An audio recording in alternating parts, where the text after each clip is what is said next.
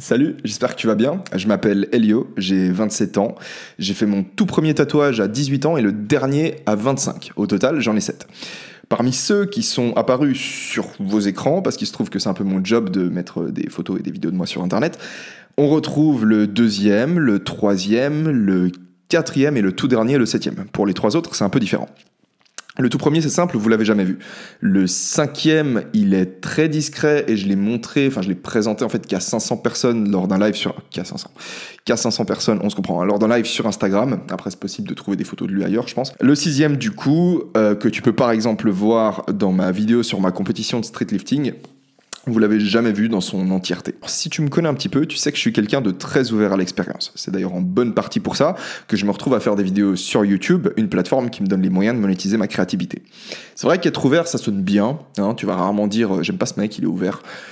Mais en soi, c'est pas forcément une bonne chose, parce que parfois, la meilleure chose que tu as à faire, c'est peut-être d'arrêter de t'éparpiller et de te mettre à implémenter ce que tu sais déjà. Quoi qu'il en soit, mon ouverture m'a mené à faire pas mal de trucs, certains plutôt stylés, d'autres un peu limites, on va dire.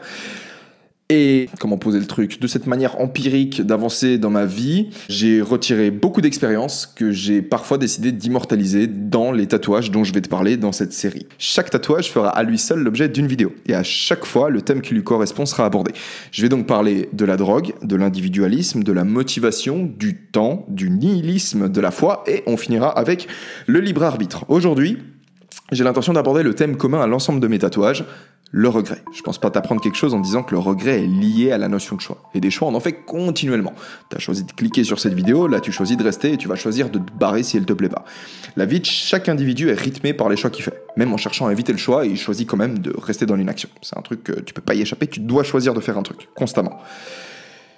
En ce qui me concerne, j'ai choisi à 7 reprises de me faire tatouer. Et alors que j'éprouve aucun regret vis-à-vis de mes tatouages, j'en referai absolument aucun. Et je vais aujourd'hui t'expliquer pourquoi.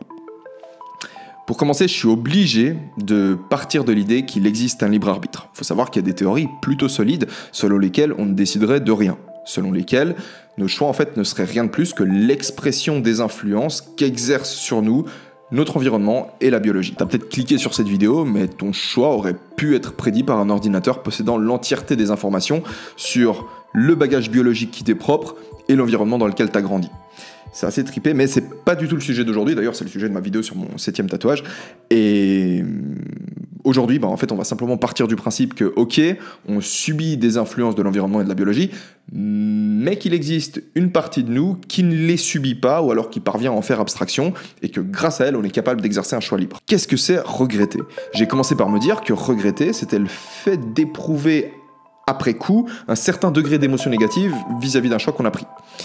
Je suis obligé de dire, c'est un peu à rallonge, je sais, mais je suis obligé de dire déjà un certain degré d'émotion négative parce que c'est courant de ressentir un peu de frustration vis-à-vis d'une décision qu'on a prise qui s'avère par la suite pas optimale. Du style, tu vas passer une commande de fringues chez mon sponsor, et j'ai cette technique 5 étoiles. En fait, c'est un commentaire, un mec qui m'a dit ça une fois, et ça me reste dans la tête à chaque fois que je fais un petit placement. Tu vas placer une commande, 2-3 jours après, j'annonce sur Instagram qu'il va y avoir des réductions de 40% sur tout le site. Tu vas peut-être trouver ça un peu dommage, mais tu n'iras pas jusqu'à considérer que tu regrettes d'avoir commandé. En fait, pour que tu regrettes, il faut que tu accordes un certain degré de gravité aux conséquences de ton choix. Et plus tu considères que les conséquences du choix sont importantes, plus tu auras de chances de regretter si tu considères que tu as fait le mauvais choix. De là, tu te doutes bien qu'à la question « est-ce que les conséquences d'un tatouage sont lourdes ?», la réponse sera « ça dépend des gens ». Et en ce qui me concerne, parce que comme tu vois, il n'y a pas beaucoup de monde dans cette pièce, j'ai prouvé par l'acte que je prenais la chose au sérieux, parce que je me suis jamais fait tatouer sur un coup de tête. En fait, j'ai toujours été conscient que du choix de se faire tatouer découlaient des conséquences permanentes. Mais, je regarde, en fait j'ai un peu de magnésie sur les mains parce que je suis sale en fait, c'est juste ça, c'est genre, dis les choses comme elles sont. Mais, en y réfléchissant 2 secondes, on se rend compte que c'est le cas d'absolument tous nos choix. Enfin, je sais pas vous, mais perso, j'ai pas besoin d'une introspection de 4 heures pour réaliser qu'il y a des tas de décisions qui, au moment où je les ai prises, m'ont semblé complètement anodines et qui, au final, ont fait prendre à mon histoire une trajectoire radicalement nouvelle. C'est quelque part à l'harmonieuse combinaison de l'ensemble de tes choix que tu dois la position dans laquelle tu te trouves aujourd'hui. Bien sûr, il y a l'environnement et on n'est pas tous nés égaux dans les mêmes conditions, Mais mon point, c'est simplement que tu peux exercer des choix, tu vois. Et des fois, tu vas prendre des décisions qui te semblent ridiculement futiles et qui vont avoir des impacts de fou, tu vois. Par contre, il y a quand même une objection ultra pertinente que tu pourrais poser. Ce serait celle de me dire « Ouais mais Elio, il y a quand même des choix qui ont plus d'importance que d'autres. En dessinant des trucs dessus, tu diminues par exemple concrètement tes chances de trouver un emploi. » Et c'est vrai, t'as complètement raison. En étant tatoué, je risquerais, si je cherchais du travail, de tomber sur le genre de recruteur qui se laisse biaiser dans son choix par des critères qui n'indiquent en rien la compétence du candidat. Sa couleur de peau, celle de ses cheveux, sa taille, son sexe, son origine, ou encore ses tatouages. Comment j'explique ça ? J'ai décidé d'accepter d'éventuellement subir de la discrimination. Dans la rue, au travail, n'importe où, tu vois, les gens ils te jugent un petit peu, tu vois, ils voient des tatouages, ils se disent ouais, c'est un clown ce mec. Mais dans le cadre du travail, j'ai décidé de l'accepter en me disant que si le RH d'une boîte me rejetait à cause de mes tatouages, en fait, il m'épargnerait le risque de rejoindre une organisation bancale parce qu'incapable de repérer efficacement la compétence dans son processus de recrutement. Et au final, je suis conscient que c'est un raisonnement que je peux me permettre de tenir parce que je suis dans une position qui me permet d'accorder plus d'importance aux gens avec lesquels je vais m'associer qu'à l'argent que je vais gagner à la fin du mois. Donc c'est normal que pas tout le monde puisse suivre la même logique. Et du coup, ça revient à ce qu'on dit, tu vois, genre... Au final, c'est toi qui décides d'à quel point le tatouage est important pour toi. Peut-être que tu vis dans un pays dans lequel le tatouage, c'est un truc, enfin, tu vois, je crois que... Je sais pas si c'est au Japon, je crois, les gens qui sont tatoués, c'est les Yakuza, tu vois. Et du coup, genre, si tu te balades avec un tatouage, t'es vu comme un criminel. Au final, en fonction de ton environnement, en fonction d'où tu vis, de tes expériences, de ta condition d'humain, le tatouage va avoir un degré d'importance différent. À ce propos, moi je m'en tape complètement de ton âge, ton sexe, tes diplômes, ton absence de peau dans l'oreille là. Si tu fais de la photo, du graphisme, de la vidéo, du montage, de l'animation 2D, 3D, 4D, 5D, 10D, de la musique, des sites web, du web design, je sais même pas si c'est la même chose, n'importe quoi qui a un lien avec le digital et que t'es bon, envoie-moi un email sérieux dans lequel tu présentes ton travail parce que je suis toujours à la recherche de gens compétents. Pour regretter, il faut donc que les conséquences d'un choix...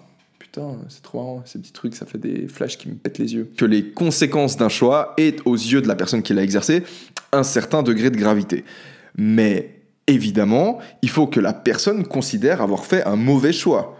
Autrement, tu le regrettes pas, tu vois. Tu peux faire des choix, tu penses que les conséquences sont importantes, mais du moment que tu n'estimes pas avoir fait un mauvais choix, tu vas pas regretter. Donc vient la question qui va nous tordre le cerveau pendant les 2 prochaines minutes.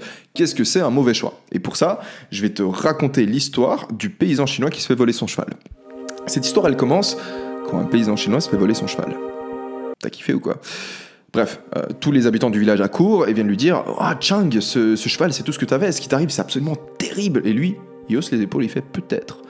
Quelques jours plus tard, une famille de chevaux sauvages vient et fait des vacances dans son champ, tu vois, ils s'installent tous là. Et à nouveau, tous les habitants du village, ils viennent et lui disent « Mais c'est génial, tu vas pouvoir les adopter, t'es tellement chanceux !» Et lui, à nouveau, « Peut-être ».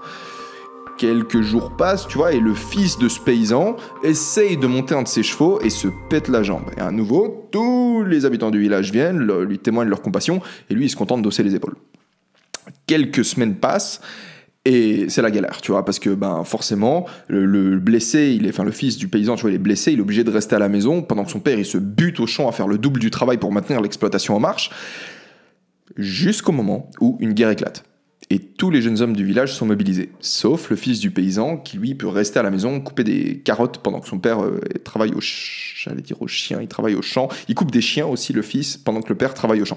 Ce que tu peux tirer de cette histoire, en fait, elle va mettre en évidence, c'est le fait que les conséquences d'un choix, d'un événement, ne sont bonnes ou mauvaises qu'en fonction du cadre temporel dont tu vas te servir pour répondre à la question. Et pour les choix, c'est exactement pareil. Au moment où tu exerces un choix, il n'y a rien qui te garantit que les conséquences de ton choix t'apporteront obligatoirement du positif par la suite. Je sais pas, genre tu te dis, vas-y, il faut que j'étudie parce que c'est important, je suis en école d'ingénieur, et du coup tu t'étudies, ça se trouve, tu vas obtenir ton diplôme, et en fait, c'était pas du tout fait pour toi, et puis ça va te rendre ultra malheureux. Quand j'étais en train d'écrire, tu vois, cette vidéo, je réfléchissais à ça, et je me disais, waouh! Mais c'est dingue. En gros, ça veut dire que le choix essentiellement bon ou essentiellement mauvais n'existe pas, en fait. Un choix, il peut être bon au moment où tu le prends, mais ensuite, en fait, c'était pas le bon choix. Mais ensuite, encore quelques années plus tard, en fait, c'était le bon choix. Donc, mais le choix bon par essence n'existe pas. Et en fait, en y réfléchissant, je me suis rendu compte que, d'un point de vue rationnel, non, il n'y a pas de choix essentiellement bon ou essentiellement mauvais. Mais ce qui est perturbant, c'est qu'on ressent le contraire. Et on le ressent même tellement fort qu'on va agir comme si le contraire était vrai. C'est-à-dire comme si la notion de choix essentiellement bon existait. Tu vois un enfant se noyer, tu vas pas remettre en question le fait que la bonne chose à faire, ce serait d'aller le sauver. C'est pas une question de est-ce que tu vas le sauver ou non. Tu dis juste que tu sais que la bonne chose à faire, si t'es nageur et tout, que tu sais nager et que tu risques pas de mourir toi aussi, tu sais que la bonne chose à faire, tu vas pas en gros te dire ouais mais on sait pas, ça se trouve il va grandir et ça va devenir, je sais pas, il va faire un attentat au couteau et du coup, ou peut-être c'est une personne qui va devenir genre super mauvaise, qui va faire plein de mauvaises actions. Parce que c'est possible en soi, tu vois, mais tu te le dis pas. Tu sais, non mais évidemment, là tu vois un enfant en train de hurler, t'as une voix au fond de toi qui te dit va le sauver putain.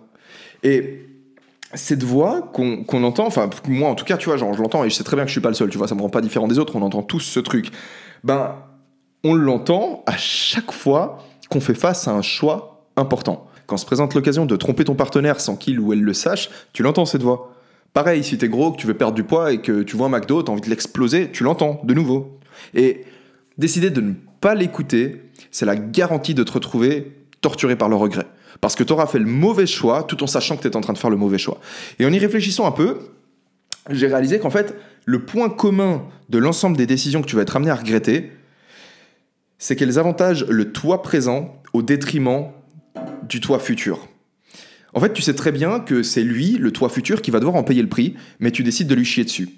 Et à partir de là, j'en suis arrivé à la définition la plus précise que je puisse donner du regret. Ça donne un truc du style, le regret, c'est le sentiment d'avoir été trahi par toi-même. Voilà, c'est tout. C'est comme ça qu'on invente des définitions.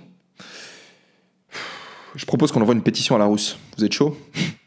Maintenant, c'est tout à fait légitime de ta part de te dire « Ouais, mais il se passe quoi si je fais les choses bien et qu'il m'arrive quand même de la merde ?» En fait, c'est simple. Le rôle du regret, c'est de t'inciter à réfléchir avant d'agir, de te faire gagner en sagesse, si tu préfères. Son but, c'est pas de te punir arbitrairement, parce qu'il s'attend pas à ce que tu connaisses le futur. Imagine, tu demandes à ton père de te prêter sa voiture pour aller t'entraîner, parce que t'as surtout pas envie de muscler tes jambes. Ça te ralentirait pour ton front lever. Ça fait que 2 semaines que t'as eu ton permis, donc ton père hésite un peu et finit par te tendre les clés de la voiture en te disant « Fais attention ». Tout se passe bien sur le chemin de l'allée, tu prends la petite voiture, t'arrives au parc, tu tapes la meilleure session de ta vie, tu bats même ton record en front lever, 7 secondes, t'es euphorique, tu t'envoies ton shaker MyProtein, code Helio, passez par le lien, c'était très fort ça aussi, et tu montes dans la voiture pour rentrer chez toi. 2 minutes plus tard, t'essayes de négocier un virage à 80 km/h et par manque d'expérience, tu perds le contrôle de ton véhicule. Sortie de route. Au moment où ta voiture s'explose au fond d'un ravin, tu perds la vie. Quand ton père apprend la nouvelle, il fond en larmes, il est dévasté et il commence à s'en prendre à lui-même. Il se reproche de t'avoir laissé prendre la voiture. Toute ta famille essaie de lui dire « Écoute, c'est pas de ta faute, tu pouvais pas savoir. » T'allais pas genre le surprotéger et lui dire « Une fois qu'il a eu son permis, tu le laisses conduire, c'est comme ça. » Est-ce que toi, tu lui en voudrais à ton père ? Bah de la même manière que tu lui en voudras pas, t'as pas le droit de t'en vouloir à toi-même pour une décision que t'as prise en pensant que c'était la bonne. Si maintenant t'es en train de souffrir, arrête de t'en vouloir. Tu sais pas comment les conséquences d'un choix vont se déployer. Donc, attends la suite de l'histoire, garde confiance dans le process, et dis-toi que ce qui fait que ton choix était le bon, c'est que tu l'as exercé en pensant qu'il l'était. C'est tout. Après, des fois, tu penses qu'il est bon, mais t'es juste con et tu réfléchis pas assez. Donc, réfléchis un petit peu et scanne ta conscience avant d'agir, et à partir de là, go. Tu vois, c'est un peu ça l'idée. Si tous mes tatouages s'effaçaient aujourd'hui, j'en referais absolument aucun. Jamais de la vie. Mais ça veut pas dire que je regrette de les avoir faits. En fait, ça veut simplement dire que depuis le moment où je les ai faits, j'ai accumulé une information supplémentaire, ou beaucoup d'informations supplémentaires selon les tatouages. Il y a peut-être certaines idées avec lesquelles je suis toujours en accord, mais je les exprimerai pas de la même manière, ou en tout cas pas à travers le même dessin. Et enfin, je pense que tu m'as compris, tu vois. Maintenant, est-ce que je conseillerais au Elio de 18 ans de refaire son premier tatouage ? Je lui dirais bien sûr, vas-y, fais-le. Peut-être qu'en grandissant, tu vas trouver ton tatouage cliché, moche, voire même complètement con. Et d'ailleurs, quand tu le verras, tu comprendras pourquoi je dis complètement con. Mais qu'au final, s'il commence à se priver de vivre des expériences et de faire des trucs par peur de les trouver absurdes après coup, il va rentrer dans une logique à travers laquelle, en fait, il s'empêchera d'expérimenter quoi que ce soit et se retrouvera en fait à 40 ans avec l'expérience d'un adolescent de 16 ans. Il y a de très grandes chances pour que dans 10 ans, je regarde cette vidéo et je me demande pourquoi j'ai fait un truc pareil. Mais je fais confiance au Elio de 37 ans pour comprendre qu'à 27, j'avais une certaine expérience, modeste selon lui peut-être, et fais pas trop le fou sinon je vais faire un truc juste pour te mettre mal à l'aise, et que basé sur cette expérience, j'ai décidé que c'était une bonne chose à faire que de transmettre les informations au travers de ce que j'ai transmises au travers de cette vidéo. C'est tout. Et ouais, j'espère qu'il comprendra. Putain, sinon t'es sacrément con et deviens pas con. Bref, j'espère que la vidéo t'a plu. Pense à m'envoyer un like histoire de m'envoyer en tendance. Et surtout si, voilà, t'as abonné, quoi. Et ouais, abonne-toi, active les notifications si tu veux être au courant des prochaines vidéos et surtout les prochaines vidéos de cette série. Allez, ciao.